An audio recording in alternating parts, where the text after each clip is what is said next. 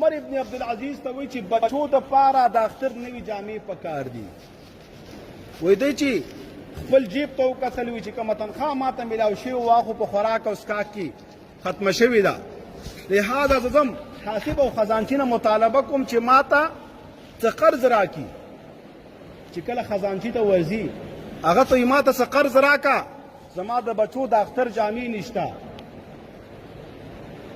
حاسب او خزانچي ورته وایي چې قرض خو به درکم، ماته به د کوم ځای نه بیا راکړې، دا خو بیت المال دی، زه خو د بیت المال یو ذمېوار سړی یم.